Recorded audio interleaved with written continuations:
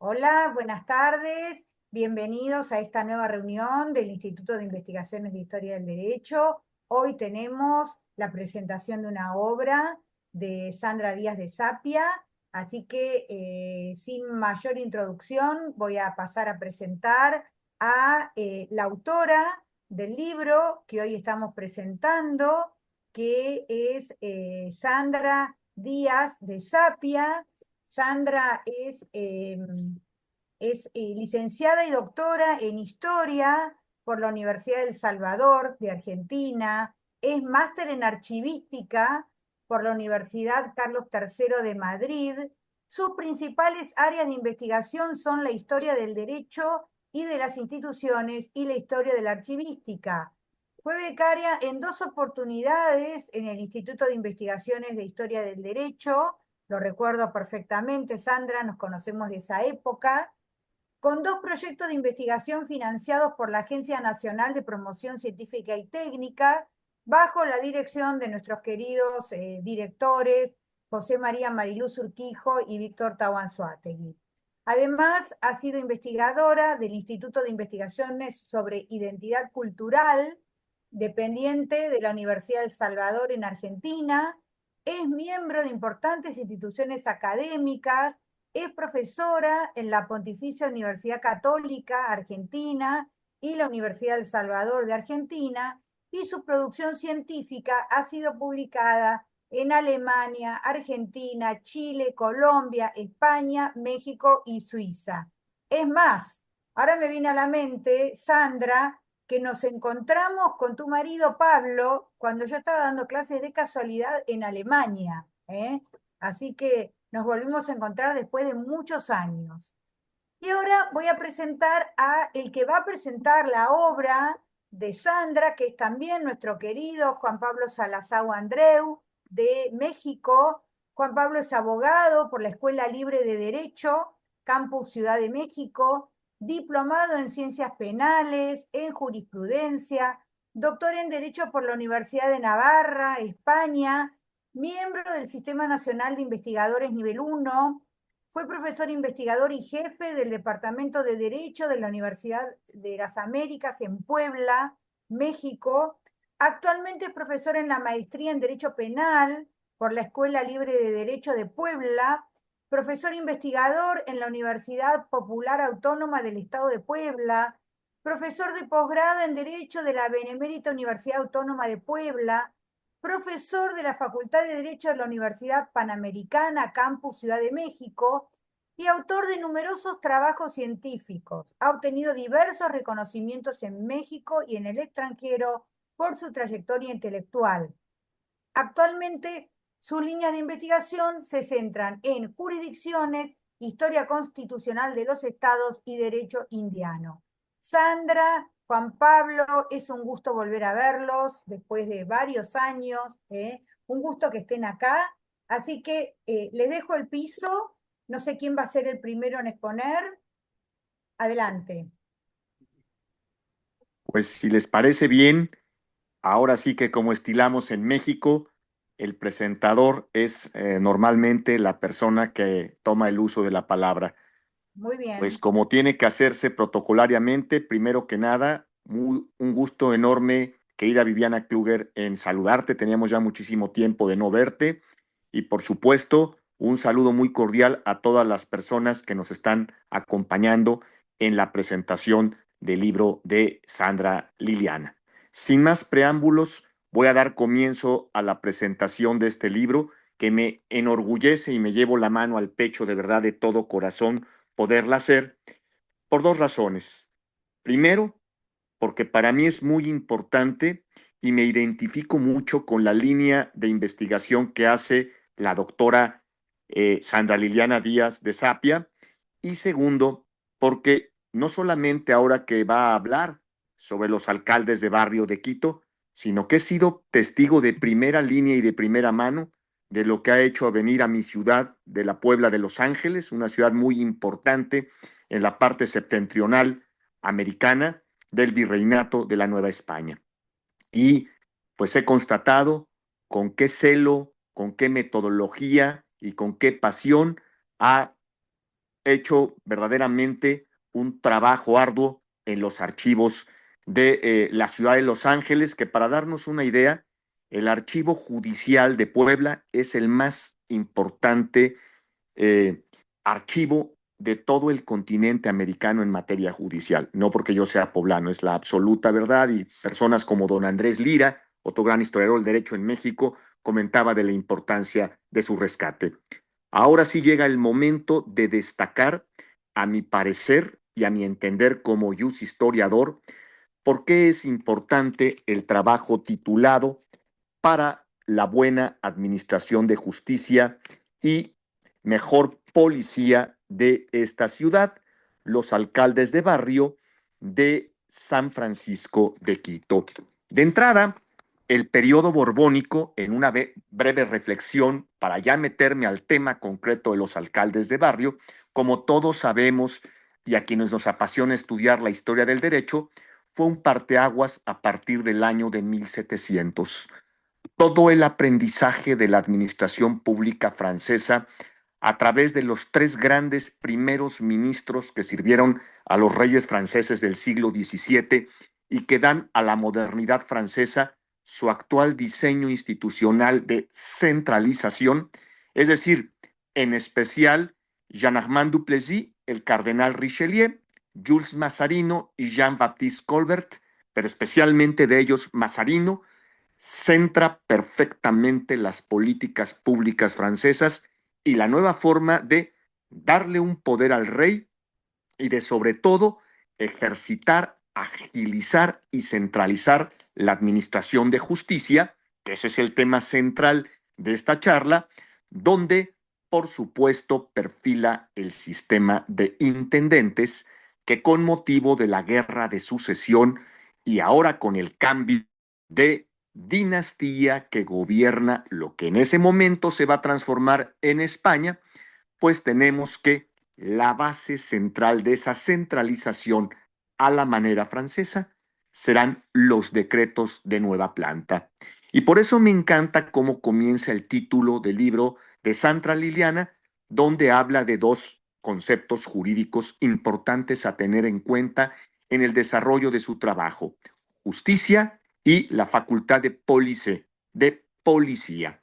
Bien, ya con estas advertencias que he hecho, pues en este exquisito trabajo de 152 páginas, la investigadora, a través de 80 años, en lo que viene siendo el territorio vastísimo de los dominios hispanos en la actual Sudamérica, es decir, en lo que hoy es Ecuador, el territorio delimitado y creado por el rey y el Consejo de Indias, que se llamó la Audiencia de Quito. Esta audiencia, que como ustedes saben, estuvo navegando primero en el periodo de los Austrios bajo la dependencia del virreinato de la Nueva Castilla o del Perú, y luego pasa a formar parte del virreinato de la Nueva Granada.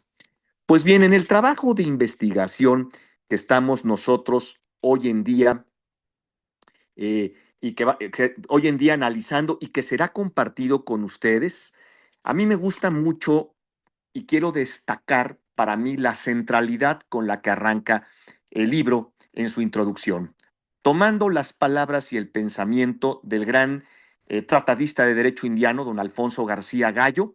Ahí se hace una reflexión de que la parte, sobre todo, dedicada al estudio de los ayuntamientos en América, pues no está muy bien, eh, de alguna manera, abordada, incluso hasta el día de hoy, y yo por lo menos hablaría mucho de mi país. Prácticamente el derecho municipal indiano no tiene prácticamente investigadores, son muy pocos los que se han adentrado, y eso ya lo venía advirtiendo la mente clara, precisa y profunda de don Alfonso García Gallo. Es por ello que nuestra hoy estrella de la presentación de este libro, Sandra Liliana, pues inicia con una muy buena técnica de investigación la genealogía normativa en los alcaldes de barrio de Quito. Y para ello entra en los parámetros de la incipiente instauración de las intendencias que básicamente O'Reilly y los grandes asesores franceses que trajo Felipe de Anjou, ya Felipe V de España, venían haciendo en España. El modelo obviamente va a empezarse a establecer en la parte septentrional, en lo que viene siendo Luisiana, y más adelante, pues, en lo que viene siendo los virreinatos de la actual Nueva Granada, que ya para ese entonces, bueno, pues ahí estaba adscrito el asunto de pues la audiencia de Quito. Evidentemente que para poder explicarnos cómo fueron los avatares que determinaron históricamente la evolución de los alcaldes de barrio, Sandra Liliana, cuestión que me encanta cuando lo veo en otros trabajos, nos va haciendo la evolución histórica jurídica de los adelantos, los atrasos, que fueron sufriendo el establecimiento de estas alcaldías de barrio. Y para ello nos narra toda la problemática que se dio, especialmente con los amotinamientos. Y entonces nosotros vemos que esta institución, básicamente, con la llegada de uno de los virreyes, concretamente Villalonga, en los años 1725-1726, vemos nosotros una inestabilidad manifiesta en Quito, la cabeza de la audiencia de todo este vastísimo territorio que administraba justicia principalmente. Luego vemos también cómo continúan, y esto no es privativo, de Nueva Granada, de desde luego Nueva Castilla, sino Nueva España. Yo ahí sí que lo domino al 1000%, perdón, no por otra cosa, sino que es mi territorio. Es curioso y resultaría interesante saber por qué este siglo XVIII, y que coincide con la época que estudia Sandra Liliana, hubo tantos amotinamientos. Yo no me atrevería a decir si fue la implementación de las reformas o qué es lo que estaba sucediendo. Pero lo que sí queda claro en el relato o en la relatoría de su trabajo es precisamente que habrá estiras y aflojas, y sobre todo que la institución avanza, se inserta en el ordenamiento jurídico, pero luego se deja sin efectos. Y precisamente en este marco de la inestabilidad que inicia, repito, con el problema del virrey Villalonga, 1725-26, luego hacia 1747, en el segundo motín, donde los barrios tienen una importante participación. Tenemos pues que hacia el año de 1760, ya bajo la óptica del gobierno del magnífico rey Borbón Carlos III, que sube al poder precisamente en el año 1759, un año después de su ascenso, vuelven a reaparecer los alcaldes de barrio, sí, ya que anteriormente en 3 ocasiones habían desaparecido. Aquí viene una reflexión muy interesante en su trabajo, que me gusta muchísimo, en donde ella trata de ver qué es la jurisdicción de un barrio. Trata de ver si hay una relación entre parroquia y barrio, o cuál será el ámbito de acción de estos importantes funcionarios, de estos hombres que, para ser más claros, como diría Bernardino Bravo Lira, que me hizo aprender algo muy hermoso que al día de hoy no olvido: la distinción entre oficio y oficina. Y esto es algo muy clave de verlo en el periodo borbónico, y Sandra lo lleva de manera magistral. Para ello, en su libro, que es un auxiliar valioso para entender muy bien la dinámica jurisdiccional de la ciudad de Quito, nos muestra precisamente un plano del siglo XVIII en la ciudad, precisamente cuando las 4 funciones que tienen los funcionarios, valga la redundancia, del periodo de intendencias desarrollan, que son policía, justicia, guerra, que son claves, y hacienda. Entonces, también ella va a tocar el tema de los requisitos de idoneidad del oficio. algo importante para entender que estos personajes que van a administrar la justicia de los barrios, donde precisamente habían nacido todas estas incidencias que llevan a la inestabilidad política de la ciudad, se ve que por principio de cuentas el oficio no se otorgó por algún beneficio, sino más bien se basó en las cualidades personales del individuo que iba a ocupar el cargo y que curiosamente los alcaldes de barrio de la audiencia de Quito van a ser precisamente personas de la élite criolla. Esto es importante tomarlo en cuenta. También Sandra aborda el problema de o las cuestiones más bien relativas a la designación, la duración del cargo y un tema que a mí me parece fascinante, el tema de los juramentos. También Sandra trae a colación los títulos, los atributos, los pertrechos y la remuneración que van a percibir estos alcaldes. Como en un inicio, y como pasó en varios sitios de la América, primero castellana y luego hispana, los emolumentos, es decir, lo que perciben por salarios, pues en principio no los van a tener. Luego se va a ver la necesidad y las grandes discusiones que se dan al respecto de que ellos puedan tener una paga al respecto. Algo que me llamó poderosamente la atención del trabajo y que tiene esa fascinación para quienes nos apasiona perdernos en las páginas de la historia del derecho y en general del periodo hispánico, es que los alcaldes de barrio, para poder cumplir con sus tareas fundamentales de administración de justicia, que son lo fundamental, tuvieron varios subalternos a su cargo. Pero lo fascinante aquí es el funcionario que tiene las labores de espía.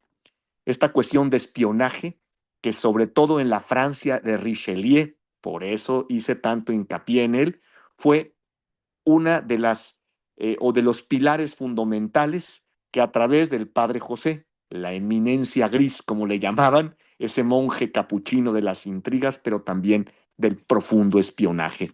Y vemos cómo el espíritu francés se mete hasta las venas de estos funcionarios que como espías tienen que hacer una labor muy importante para prever cuestiones que incidan en el mundo de la justicia. También habla, y esto en una técnica jurídica muy interesante, de el cese, de la remoción, y yo también destacaría en el trabajo, para hacer ya dos acotaciones finales y terminar mi intervención, por lo que hace a la eficacia del oficio. Y ahí, Sandra, sobre todo en la parte de sus conclusiones, después de hacer todo este análisis que ya les he mencionado y que me he ido en el periplo histórico, llega a conclusiones muy interesantes.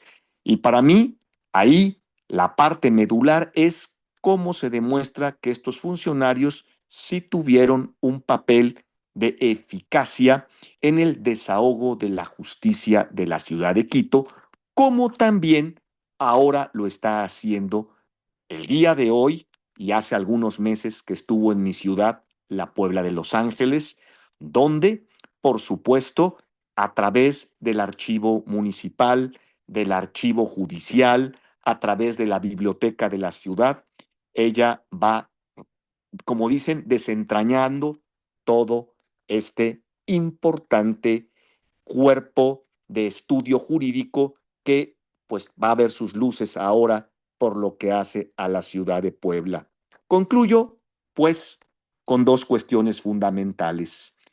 Me gusta mucho que al final nos presenta en su trabajo el cuadro de los alcaldes de barrio entre los años 1729 a 1799 y finalmente, algo que ya les había comentado, los perfiles de los alcaldes de barrio también entre los años 1729 a 1799.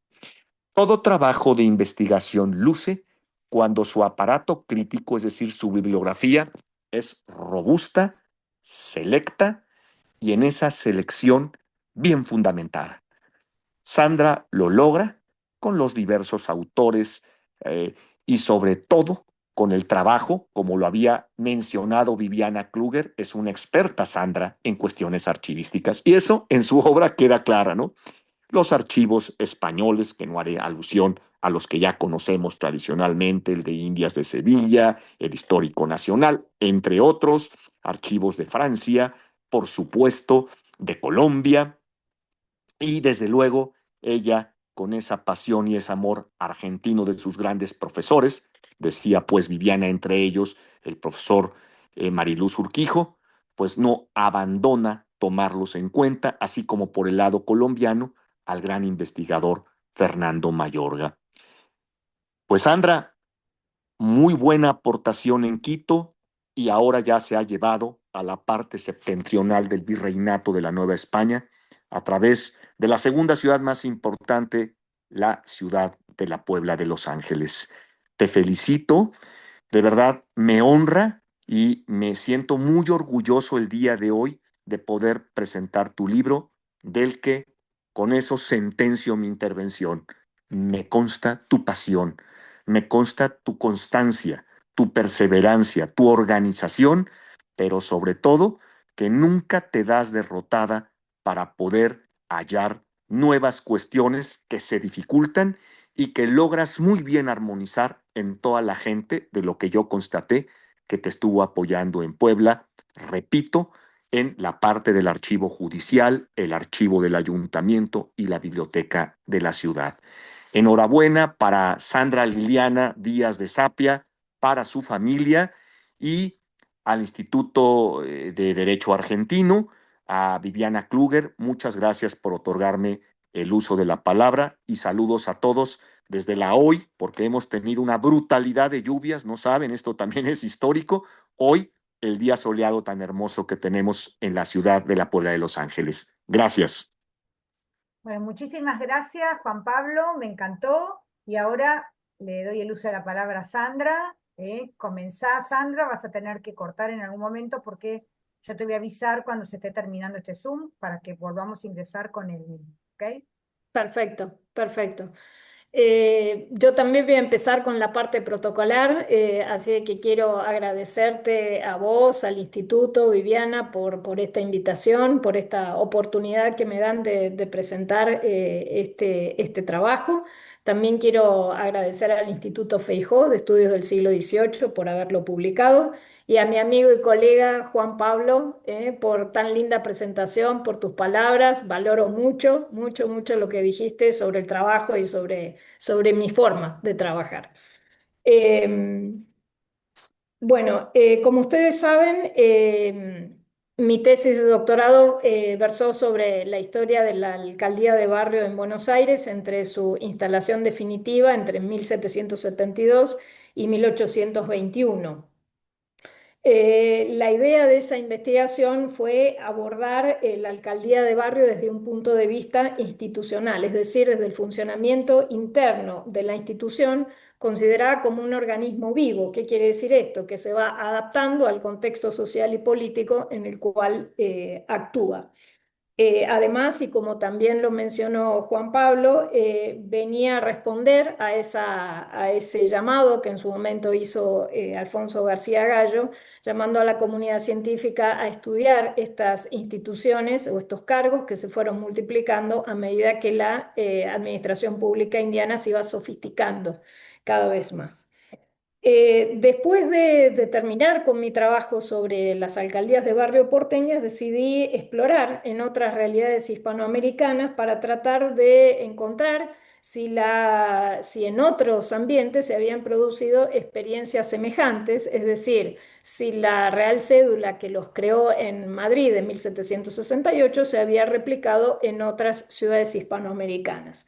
Una primera, digamos, un primer resultado basado puramente en la bibliografía que pude recopilar, que es bastante escueta, arrojó que entre 1772 y 1807 se instauraron estas alcaldías de barrio en varias ciudades hispanoamericanas, la Puebla de Los Ángeles, Valladolid de Michoacán, San Luis de Potosí, en la propia Ciudad de México, en La Habana, Santiago de Chile, diversas ciudades inclusive del Virreinato del Río de la Plata, y hasta en espacios extraamericanos, como fue el caso de Manila.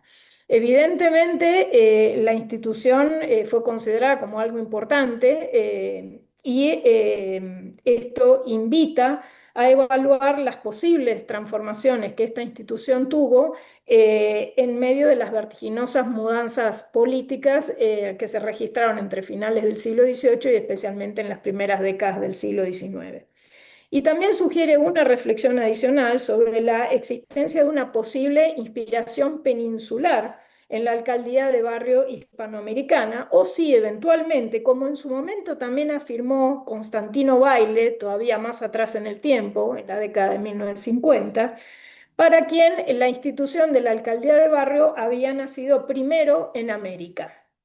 Cosa que me llamó la atención y fue también un desafío para empezar a investigar. Bueno, ¿en qué se basó Constantino Baile? ¿Realmente fue así o cómo es que sucedió? El primer ámbito que abordé después del caso de Buenos Aires fue el virreinato de Nueva Granada, en una investigación que oportunamente fue publicada en el Boletín de Historia y Antigüedades de la Academia Colombiana de Historia. Esa investigación arrojó como resultado que por lo menos en 22 ciudades y villas del virreinato neogranadino se habían instalado alcaldías de barrio. Y cuando abordé esa investigación, también hice una aclaración diciendo que dejaba deliberadamente de lado la cuestión de la audiencia de Quito, porque ya el volumen de la documentación que había reunido ameritaba hacer una investigación específica, que es la que hoy estamos comentando. En cuanto al estado de la cuestión, para Quito la bibliografía es muy escueta y en ningún caso aborda la historia de la alcaldía de barrio desde un punto de vista institucional. Entre los trabajos que se han ocupado tangencialmente de la cuestión merecen citarse los de Christian Buges, aparecido en 2007, y otro trabajo de Tamar Herzog de 2004. Sin embargo, el primer trabajo intentó establecer la que, según el autor, sería la fecha de instalación definitiva, aunque él lo ubica en 1769, mientras que el trabajo de Tamar Herzog menciona los primeros antecedentes de la alcaldía, aunque las referencias que ella incluye no se extienden más allá de 1732, porque su límite temporal era otro. Ya en el trabajo que hoy comentamos, la investigación se propuso responder una serie de interrogantes. En primer lugar, si es posible identificar un cuerpo de normativa específica que haya regulado la alcaldía de barrio en Quito en la época hispánica. En segundo lugar, cuáles fueron los determinantes históricos que signaron la vida de la institución entre mediados de la década de 1720 y hasta el final del periodo hispánico. Y desde una perspectiva institucional, ¿cuál fue la jurisdicción específica en la que actuaron? Si la creación de la alcaldía motivó la realización de algún tipo de reordenamiento urbano para especificar ese ámbito en el que actuarían, si los candidatos debían contar con ciertos criterios, requisitos específicos para ser nombrados, en fin, cuáles eran los mecanismos por los cuales se los designaba, por cuánto tiempo permanecían en el cargo, si se les confería algún tipo de insignia, si recibían o no remuneración por su tarea, si contaron con ayudantes o subalternos, cómo organizaban esas tareas, y también la cuestión del cese y de la eficacia, como mencionó Juan Pablo hace unos minutos. Finalmente también traté de testear hasta qué punto era posible elaborar un registro lo más completo posible de los individuos que habían actuado como alcaldes de barrio en San Francisco de Quito. Todas estas interrogantes se vuelcan de alguna manera en la estructura del trabajo, por eso consta de 3 partes y 2 apéndices. El primero tiene que ver con la genealogía de las medidas que establecieron la alcaldía, el segundo, un estudio de los determinantes históricos de su evolución, y en tercero, el examen institucional propiamente dicho. Se completa con 2 apéndices, el primero, la nómina completa de estos agentes públicos, y el segundo, la elaboración de sus perfiles biográficos. No me voy a detener en todos los detalles de cada capítulo, voy a dar simplemente unas pinceladas. Respecto del primero, es decir, de la genealogía, hay básicamente tres mandamientos específicos. El primero, el bando de 15 de diciembre de 1729, por el cual el presidente Dionisio de Alcedo y Herrera los instala en Quito. El auto de buen gobierno de 31 de diciembre de 1767, también del entonces presidente José Diguja y Quiñones. Y finalmente el del 29 de diciembre de 1778 del presidente, regente y visitador general José García de León y Pizarro. Repito, son estas tres normativas, son las específicas. Eso no quiere decir que en el resto de bandos de buen gobierno, bandos en general, no haya algún tipo de disposición que complemente o regule específicamente algún aspecto de la institución. Pero estas tres son exclusivamente sobre la alcaldía de Barrio Quiteña. Como mencionó también Juan Pablo, lo que pude ver es que cuando la efervescencia social, por utilizar un término de un investigador, Justo Núñez Sánchez, que cité bastante en mi trabajo, se contagiaba, digamos, a todos los barrios, es ahí donde encuentro una coincidencia con el resurgimiento de la alcaldía de barrio. Es decir, cuando el problema se circunscribe a un barrio, la situación se controla. Cuando eso se hace, digamos, contagioso, coincidentemente es donde aparece la alcaldía de barrio. Respecto de la parte del aspecto institucional de la institución, no me voy a detener demasiado, simplemente voy a dar unas pildoritas que me parecen interesantes. La cuestión del ámbito de acción. En el mandamiento de Alcedo, el de 1729, no se hace una indicación específica de cuáles serían los barrios o en tanto la delimitación de cada uno. Lo que sugiere es que evidentemente la población tenía suficientemente integrado cuáles eran esos límites de cada una de las jurisdicciones. El plano que Alcedo manda levantar es posterior, es de 1734, y ahí hay una clave respecto de la denominación de barrios, diciendo que se asimilaba al concepto de parroquia. Evidentemente es la división parroquial la que prima, digamos, a la hora de organizarlo. Pero es algo muy interesante, es que en un bando de 1779, es decir, de estos que no son específicos, en tanto autoridades de aplicación de la normativa de policía, dice que los barrios no formaban parte estrictamente de la ciudad, es decir, del casco, que estaba bajo jurisdicción de los alcaldes ordinarios y de los regidores. Un bando posterior de 1787 dice que los alcaldes de barrio no podían entrar a la ciudad. Es decir, acá noto una diferencia específica, por ejemplo, con el caso de las alcaldías de Buenos Aires, en que todo el ámbito urbano, es decir, los barrios céntricos y los llamados arrabales,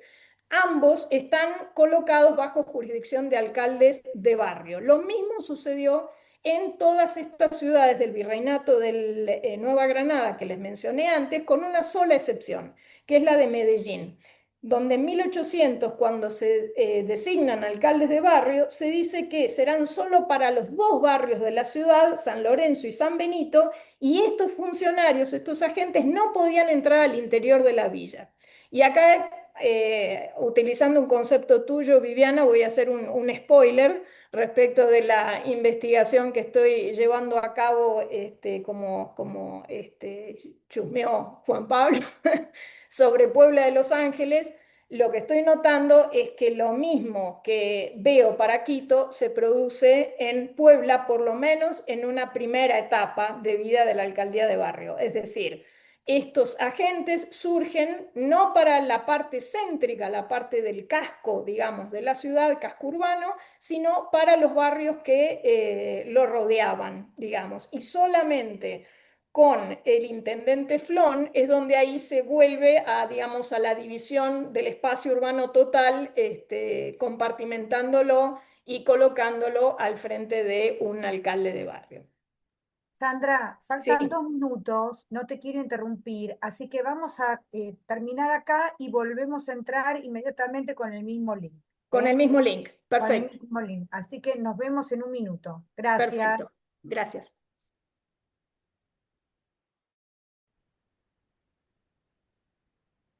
Continuamos entonces con la segunda y última parte de la presentación del libro. Sandra, estabas en uso de la palabra. Adelante. Gracias, Viviana. Solamente quería marcar otra cuestión respecto de esta tercera parte del examen institucional. Juan Pablo hizo referencia a la cuestión del origen de quienes ocuparon el cargo, mencionando que la mayoría fueron criollos, miembros de la clase terrateniente y comerciante local, quienes ocuparon estos cargos. La mayoría eran naturales de Quito y algún que otro vecino de los vecinos virreinato neogranadino y peruano. Una cosa interesante que me parece digna de mencionar es que en este conjunto de gente que ocupó el cargo hay ejemplos de egresados universitarios y representantes de la ilustración local, algunos con destacada actuación posterior en el movimiento revolucionario. Otros podrían haber sido bien miembros de la Sociedad Económica de Amigos del País de Quito, según una fuente contemporánea. Y hay un caso curioso, el del licenciado Tomás Paz y Guerrero, que dice que tras desempeñarse al frente de la alcaldía del barrio de San Marcos, solicitó en 1782 ser apartado porque se hallaba a punto de tomar el orden sagrado. Lo cual me pareció curioso porque nunca encontré para otras alcaldías un caso así.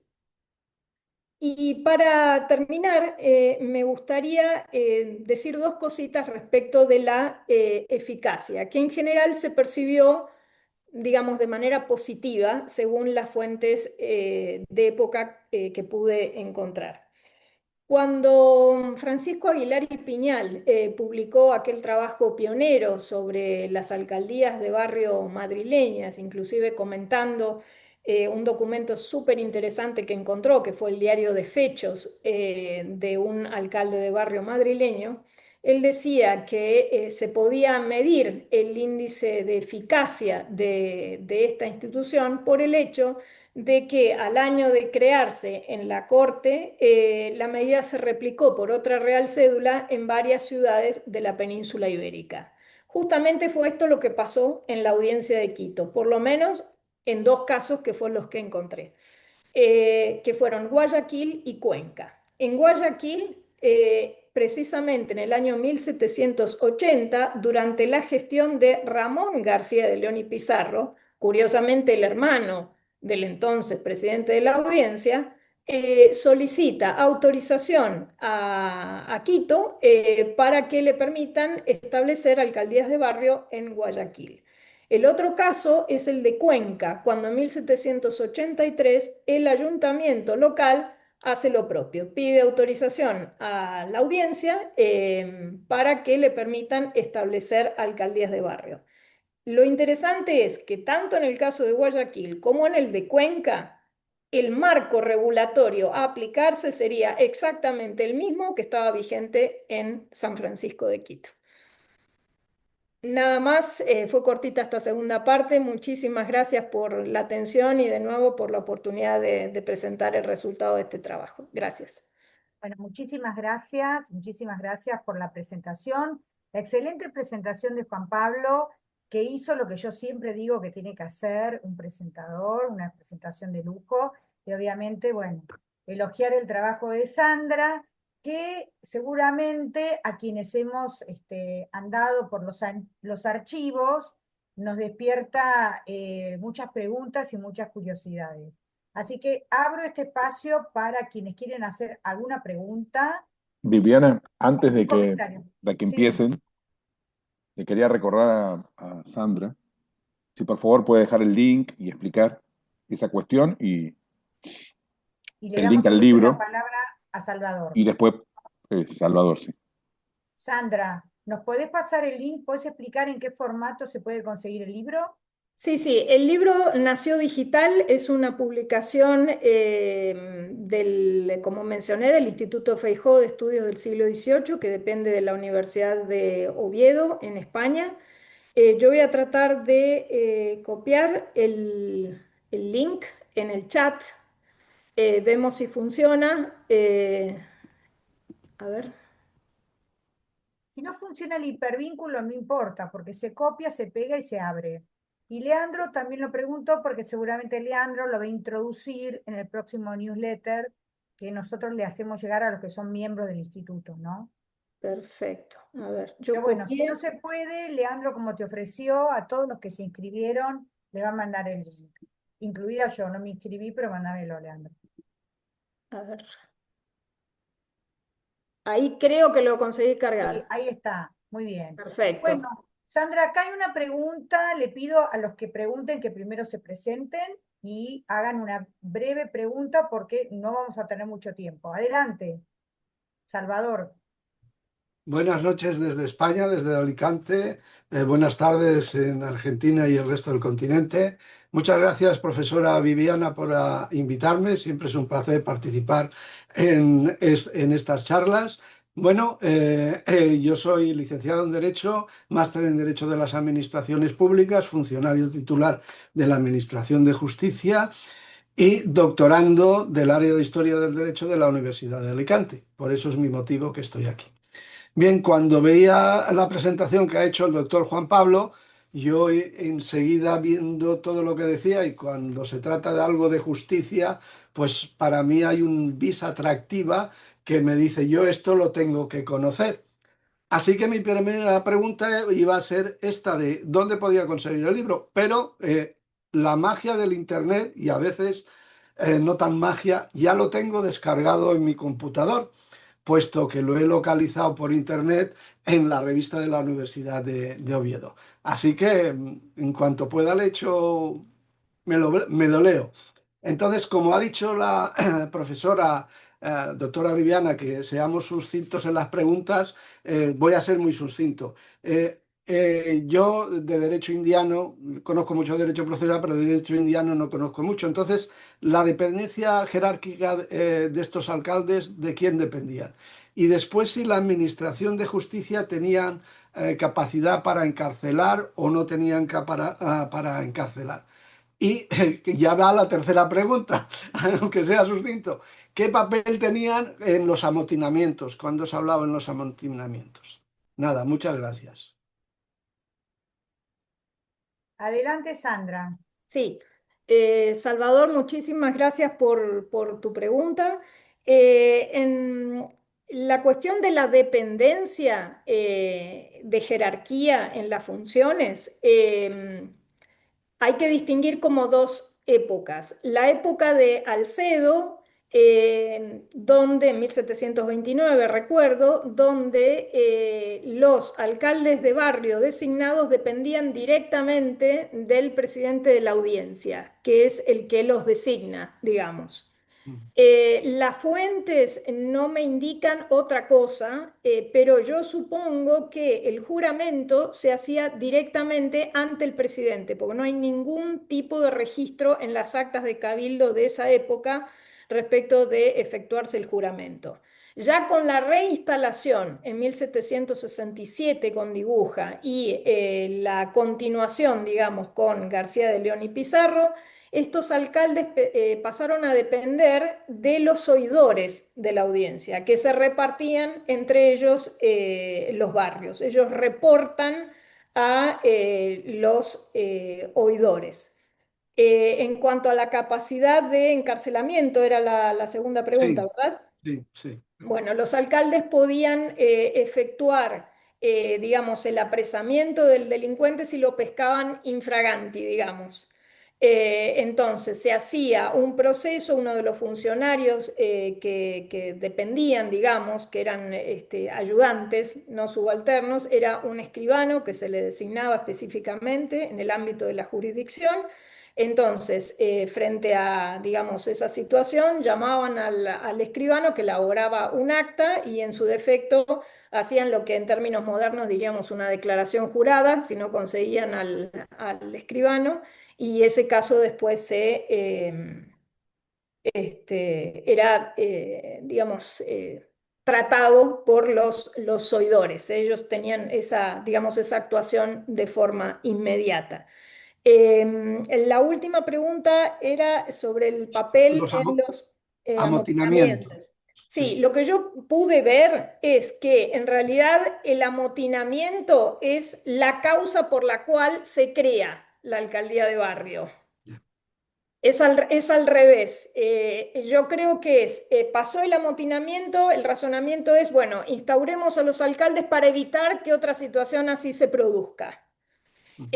Yo creo que esa situación de efervescencia social que mencioné hizo que o llevó a la reina a tratar de instaurarlos, es decir, la reina, el antecesor de Alcedo, no consiguió la autorización, pero Alcedo, que era un hombre una gestión extremadamente personalista, digamos que quería vender la eficacia de su accionar, los establece, pero insisto, de forma preventiva, porque las fuentes no me hablan de otro tipo de conflicto con posterioridad a la primera instalación de la alcaldía. Así que no hay, o sea, no puedo establecer, es más una relación de causa y efecto.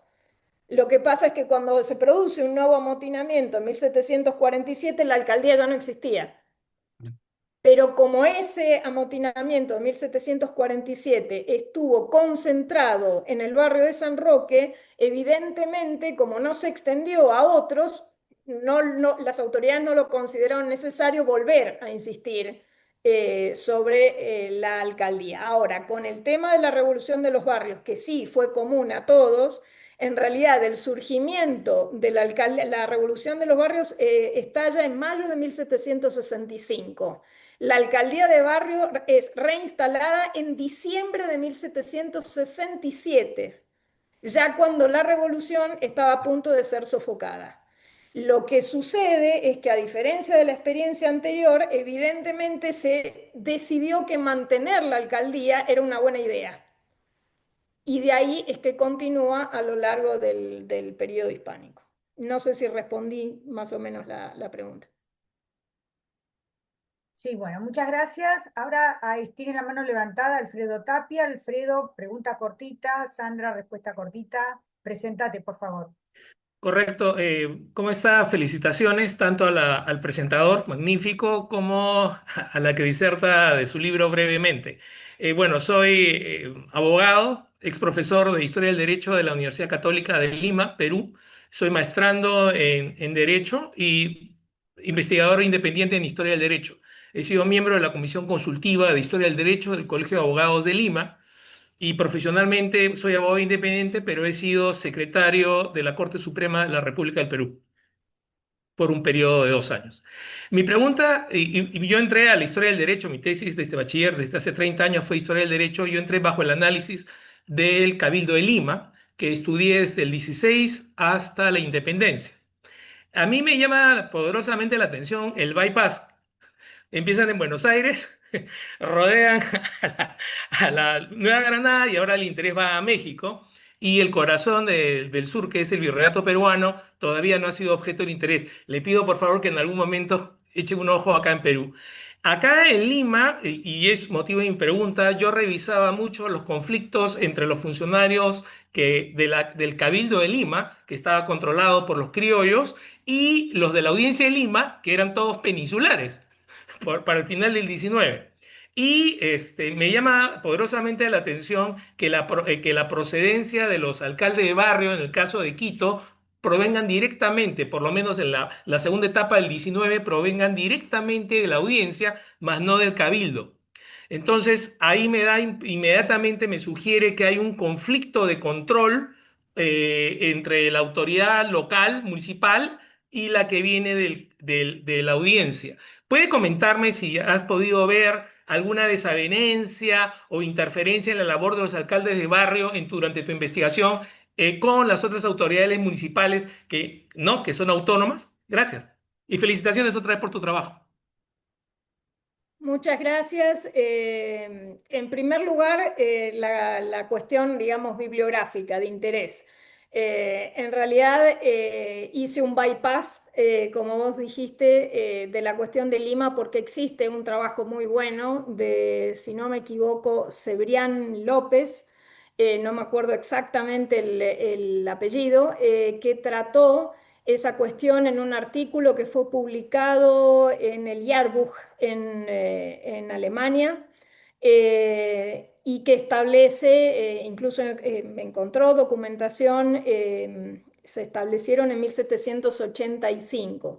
Así que, digamos, traté de abordar primero aquello de lo que no había nada escrito, para en algún momento hacer algún tipo de estudio comparativo, usando lo que otros investigadores hicieron y mi propio trabajo para establecer algún tipo de comparación. Respecto a la segunda parte de tu pregunta, la cuestión de las resistencias, digamos, de otras autoridades, de hecho pasó así. En este fallido intento de Larraín a mediados de la década de 1720, concretamente en 1726, justamente cuando Alcedo, su sucesor, trata de y las instaura, el cabildo le manda una comunicación diciendo: escuche que su antecesor quiso hacer lo mismo y no le fue muy bien. Lo cierto es que la aparición de los alcaldes de barrio significaba un recorte importante en las competencias de los alcaldes ordinarios, que evidentemente no les causó mucha simpatía esa idea, e hicieron todo lo posible por boicotearla y lo consiguieron. En el caso de Alcedo, que era mucho más fuerte, su estilo de gobierno logró imponerse, y lo cierto es que recibió un espaldarazo importante de parte de la Corte, que aprobó la medida, cosa que Larraín nunca consiguió que le aprobaran. Así que ahí está un poco lo que pude ver respecto de esas resistencias. Ya con la reinstalación en 1767 y después en 1778, con la continuación de García de León y Pizarro, este último era un personaje extremadamente fuerte, no dejaba ninguna piedra sin controlar. Hay un trabajo del doctor Martiré que revisé justamente sobre los autos de la visita de García de León y Pizarro, no dejó piedra por levantar, y era una persona muy fuerte, muy personal, y reguló absolutamente todos los aspectos de la vida de la audiencia, y evidentemente la alcaldía de barrio fue parte de ese programa. No sé si respondí la pregunta. Bueno, muchas gracias, Sandra. Ahí veo una mano levantada, Alfredo. Qué alegría verte, aunque estás medio en tinieblas. Sí, no, Presentate, no, Alfredo. no sé qué pasa, tengo una doble No, presentación. Alfredo Tapia, ya estás con la cámara apagada. Ahora Alfredo Flores de Brasil levantó la mano, así que le concedí el uso de la palabra. Alfredo, presentate Alfredo Flores, que estaba diciendo que Alfredo se lo ve muy en las tinieblas. No, a vos, Alfredo Tapia, Sí, se te ve bien. Adelante, ¿me Alfredo, escuchás bien? querido. Sí, sí, ¿Me escuchás? presentate y hace tu pregunta, sí. Sí, gracias. Hablo desde el sur de Brasil. Es una alegría estar con ustedes de nuevo y sobre todo acompañando a esa importante investigación que la doctora Sandra nos brinda, y sin hablar también la presentación que el doctor Juan Pablo hizo, que fue fenomenal. Y partiendo de lo que se habló, una pregunta que haría, que me pareció muy interesante, además porque conozco a otros trabajos de doctora Sandra, vamos a leer con mucho gusto el libro ese. Cuando se mencionó a Baile, y a Bail, y es la época de la bibliografía del 1960, 1950, la época también de Navarro García. y había una oposición respecto, no del instituto, de esos institutos municipales sobre todo, pero el problema de los intendentes, de los regímenes de la intendencia que se ponen de modo más o menos distinto en cada lugar. Eso lo veo muy claro, la forma como se consolidó en el Virreinato de Río de la Plata y cómo no fue lo mismo lo sucedido en los territorios de Nueva España y los limítrofes más al norte.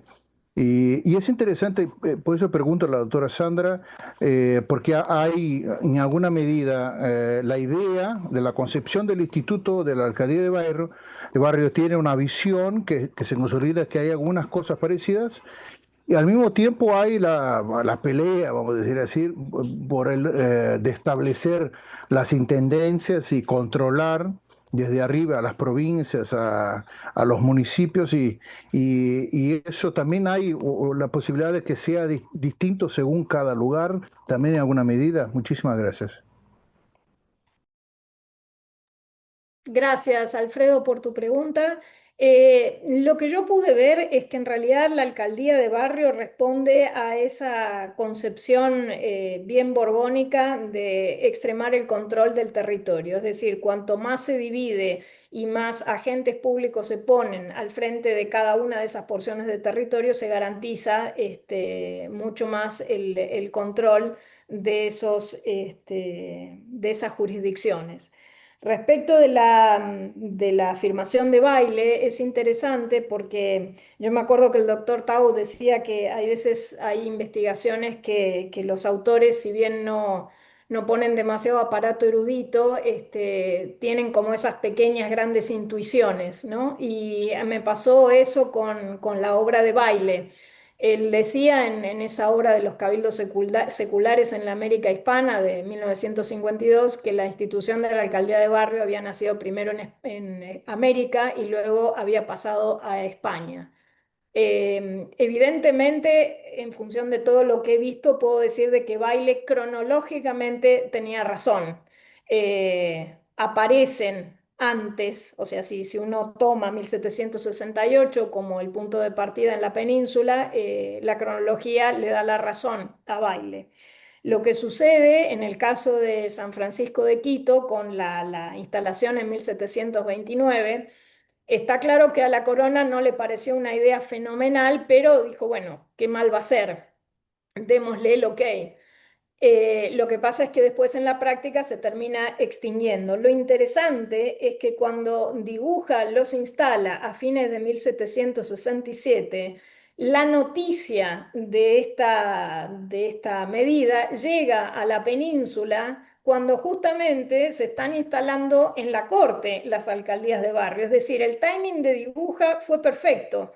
Evidentemente tuvo ese paraguas de institucionalidad que necesitaba para que la medida realmente fructificara y tuviera una existencia larga. Yo creo que esa es la diferencia. Y además, Dibuja con esto es como que estableció también, digamos, si me permiten el término, una empatía de medidas entre las que él estaba tomando en el territorio de la audiencia quiteña y la que las autoridades peninsulares estaban estableciendo en la propia corte.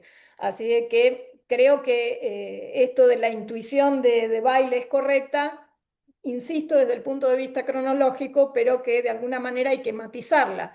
De hecho, hay un trabajo del doctor José María Díaz Couselo que justamente trata sobre los 4 intentos fallidos de establecer la alcaldía de barrio en la ciudad de Buenos Aires y que no llegaron a nada y que claramente son previos a la instalación de la alcaldía de barrio en la corte, que también de alguna manera le da la razón a Baile.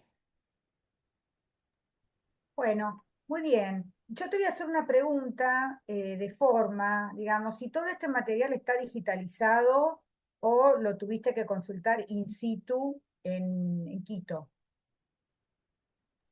Sí, mira, hay 2 cosas en Quito básicamente. Es el Archivo Nacional de Historia, que eso sí hay que digamos, hacer un esfuerzo por localizar el material porque no es sencillo. Pero bueno, conseguí consultar esta documentación y después hay otro repositorio que es muy interesante, que es el Archivo Metropolitano de Historia, que la verdad que las autoridades, debo hacer aquí un agradecimiento especial, fueron sumamente colaborativas. Y me pasaron las transcripciones de las actas de Cabildo. Así que bueno, también es gracias por la pregunta porque me da la excusa para agradecer al personal del Archivo Metropolitano de Quito que fue sumamente colaborativo y cada vez que pedí auxilio me respondieron más que satisfactoriamente. Pero entonces no lo tienen online, te lo digitalizaron porque vos lo pediste, pero no lo tienen Exactamente. online. Ok. Y yo te quería hacer otra pregunta. Claro, yo no me acuerdo mucho, ¿no? Del tema este, pero en Buenos Aires hubo alcaldes de barrio, ¿no es Sí, cierto? sí. Te quería hacer una pregunta. ¿Vos pudiste detectar alguna diferencia entre las atribuciones que tuvieron los alcaldes de barrio porteños y los alcaldes de barrio de esas otras jurisdicciones que analizaste? Esa es la primera pregunta.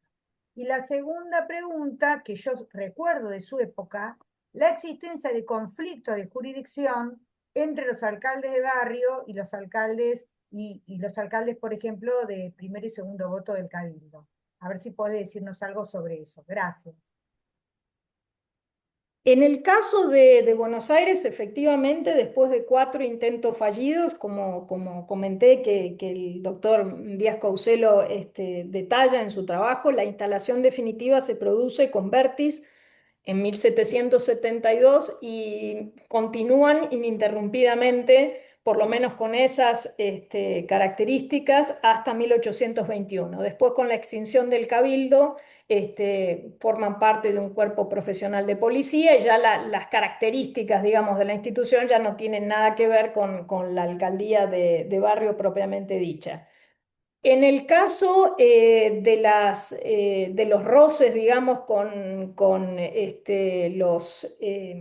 los alcaldes ordinarios, en el caso de Buenos Aires yo no he detectado demasiado. ¿Por qué? Porque el cabildo tenía un papel fundamental a la hora de proponer a los candidatos. Digamos, tenía como control sobre la institución. Ellos proponían, porque se supone que el cabildo era el que mejor conocía a la población, entonces sabía quiénes eran los candidatos más, digamos, adecuados para desempeñarla, proponía a la autoridad y la autoridad, la superioridad, le daba el ok. Generalmente no había problemas, salvo contadas excepciones.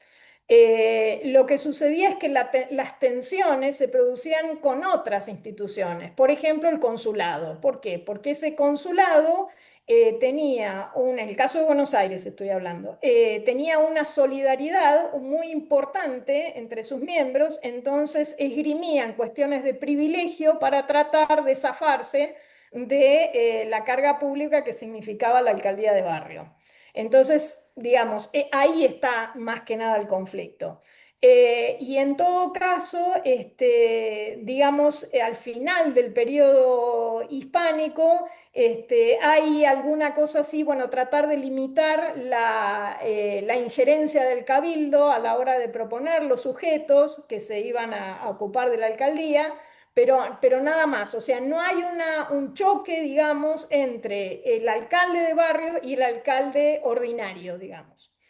En el caso de Quito la situación es diferente, porque la alcaldía los alcaldes ordinarios vieron efectivamente, y lo ponen por escrito, no les gustó ni medio la aparición de la alcaldía de barrio porque les recortaba mucho el ámbito de actuación. En el caso de Quito, además, ¿por qué pasa esto? Porque la clase criolla, digamos, fue relegada de los cargos más importantes de la administración y mantuvo como gueto, como coto privado, el cabildo. Entonces, el hecho de que le pusieran otros agentes que le recortaban encima el único espacio de poder en el que podían actuar, evidentemente, generó bastantes roces. Así que bueno, ese es un poco la situación. Muchísimas gracias, Sandra, te hicimos trabajar un montón, te hicimos contestar un montón de preguntas, que las contestaste todas muy bien. A mí no me queda más que agradecerle a Juan Pablo y decirte que estoy muy contenta de volver a verte después de tantos años. A Sandra, felicitarla y agradecerle que haya accedido a presentar su libro en este ámbito. A todos ustedes por participar. Recordarles que la semana que viene tenemos otra charla a cargo de nuestro querido Federico Paganín de Brasil y luego tenemos la presentación de otro libro sobre visibilidades e invisibilidades femeninas y la relación de las mujeres con el derecho, en el que tuve el gusto de contribuir con un artículo. Así que vamos a seguir viéndonos, tenemos actividad hasta fin de noviembre. Así que yo me despido y le dejo estos pocos minutos a ustedes para que se despidan también. Muchas gracias. Una vez más, gracias por la oportunidad, gracias a todos por la atención, por las dudas y bueno, cualquier cosa, aquí estamos para responder alguna otra cuestión posterior que surja. Muchas gracias de nuevo. Bueno, gracias entonces, nos vemos. Chao a todos. Chao.